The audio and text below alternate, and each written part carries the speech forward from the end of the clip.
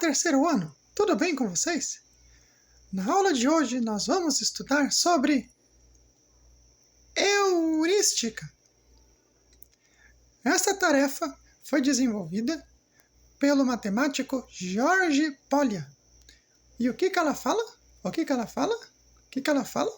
Ela fala sobre como resolver problemas. Ele nos dá um passo a passo, só que não é um passo a passo muito rígido. É um passo a passo mais flexível, mais solto. E através dele seria possível resolver qualquer problema.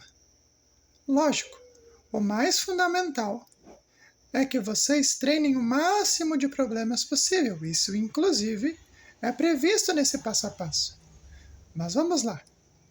O passo a passo da heurística, como vocês vão ver, ele é flexível, mas não é tão flexível assim. Ele sempre passa pelo primeiro passo, que é compreensão. E não se trata apenas de ler e pronto. Existem algumas perguntas que nós devemos nos fazer dentro da nossa cabeça. Por exemplo, o que deve ser calculado? O que deve ser respondido? O que deve ser feito, identificado no problema? Que informações são relevantes na situação? Qual o conteúdo necessário? Eu preciso lembrar deste conteúdo. Talvez não haja algum conteúdo em específico que precisa ser usado para resolver. Como é que a situação pode ser esquematizada? Por exemplo, lembram dos problemas de trânsito que a gente fazia? Lembra que às vezes o professor Giovanni fazia um desenho para esquematizar e ajudar a pensar melhor o problema? Lembram? Então, isso é um tipo de esquema que pode ser feito. Muitas das vezes, nas questões de Enem, a gente tem esquemas prontos. Nós já vamos ver um exemplo. Então, vamos lá.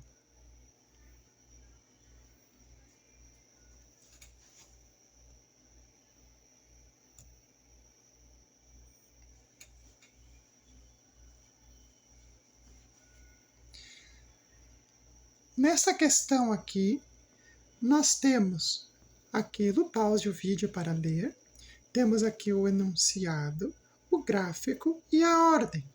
Então, a pergunta sobre o que deve ser feito deve estar na ordem.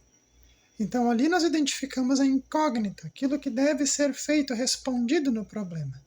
Se você pausou o vídeo, se você pausou o vídeo, então é porque você já identificou que o que deve ser feito é identificar os meses em que houveram a maior e menor venda absoluta.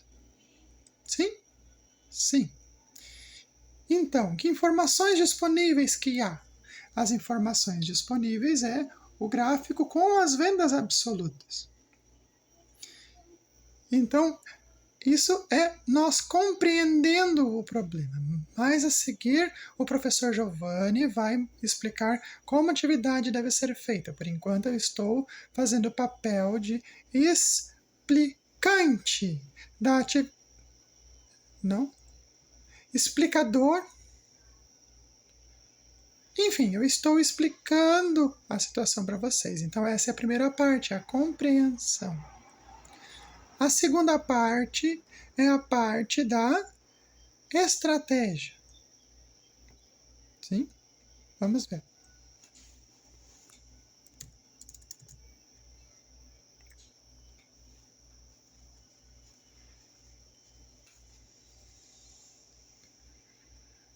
Na parte da estratégia, eu vou usar as informações que o problema me dá e que eu já tenho claro porque eu passei pela etapa da compreensão. A estratégia, então, eu vou começar a raciocinar em cima das informações. Veja, claro, esses problemas que o professor selecionou, eles são simples, para justamente eles não serem mais uma pedra no caminho de compreender isto daqui. Esta heurística é muito valiosa, especialmente em problemas mais complexos. Entenderam? Então tá bom. Então vamos lá. A parte da estratégia também tem algumas perguntas que podem ser feitas para guiar o nosso raciocínio. Então, por exemplo, como as informações e incógnitas se relacionam?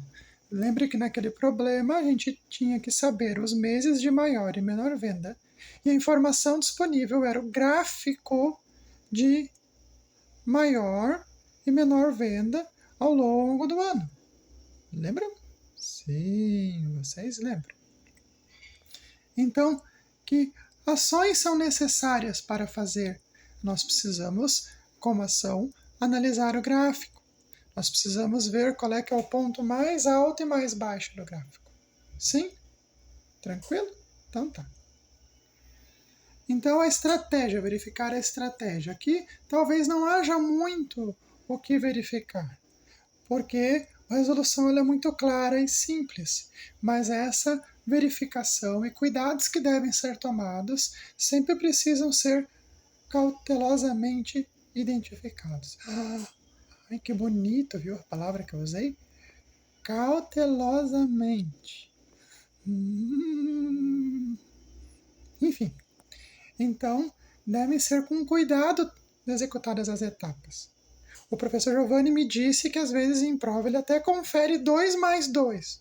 Veja só, porque às vezes a gente está nervoso ou preocupado com a prova, porque é uma prova importante, e às vezes a gente pensa muito rápido coisas simples e acaba errando toda uma coisa por causa de um pensamento muito rápido. Tudo bem? E por fim temos a etapa da revisão, que é conferir principalmente a primeira pergunta, se o resultado faz sentido. Imagine só nós querendo calcular o peso de uma formiga e chegar à resposta de que o peso de uma formiga é de 3 quilos. Isso é absurdo.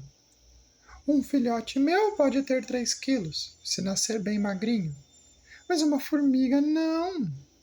Então nós precisamos revisar para ver se o cálculo faz sentido, para ver se as unidades de medida estão corretas, se a gente não esqueceu de converter alguma coisa antes e assim por diante.